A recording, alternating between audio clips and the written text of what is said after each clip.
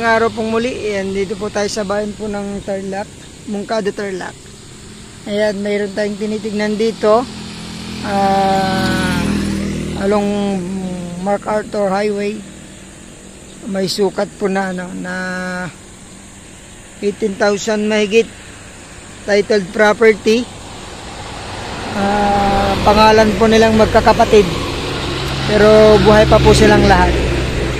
Ayan, dyan po yung umpisa ng lupa hanggang doon sa may lakarin po natin mamaya. So estimated frontage po nito nasa 151 meters ang frontage po dito sa along MacArthur Highway po. Ito po yung papuntang Manila, papuntang Dao yan, diretso. Tapos ito yung papuntang Teplex Carmen sa exit. Mga na lang po yan, mga 10 minutes. Nandun na po sa may Teplex exit Carmen. Ayan po yung offer ko ngayong property sa inyo, napakaganda. Napakaluwang ng frontage yan. So busy po itong daan na to. Mga dumadaan po yung mga bus, truck. Ayan, so pwede po ito sa kahit anong business po pwede dito. Pwedeng gawing parkingan ng bus, truck, gasoline station, pwedeng gawing commercial lot. Kahit ano po pwede dito sa part na to. Ayan. Tawid lang po tayo. Ayan, dito na po yung umpisa ng lupa.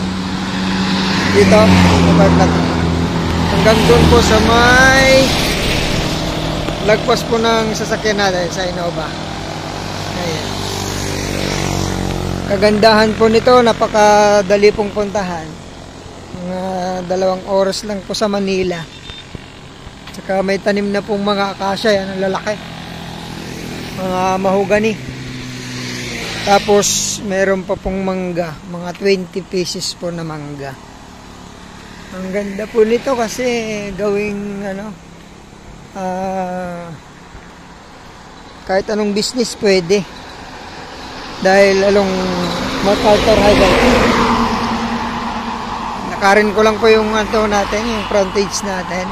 Tapos pasilip ko na rin po sa inyo yung sa loob yan.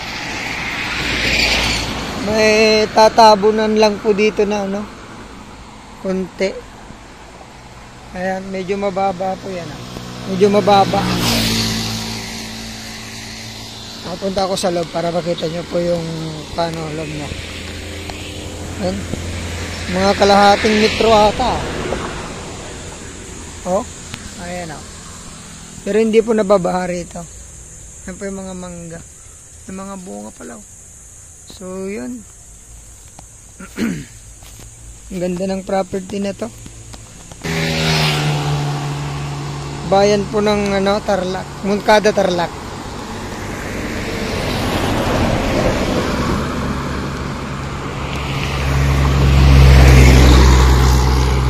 Accessible po tong property na to. Kagandahan pa po nito, wala pong extrajudicial. Malinis yung papel. Pangalan po mismo ng magkakapatid. Kasi pinamana sa kanila ng kanilang mga magulang. Ayan po yung property. Pakaganda. Mukhang hindi lang 20. Kaya hanggang dyan po sa pader. Sa pader yan. So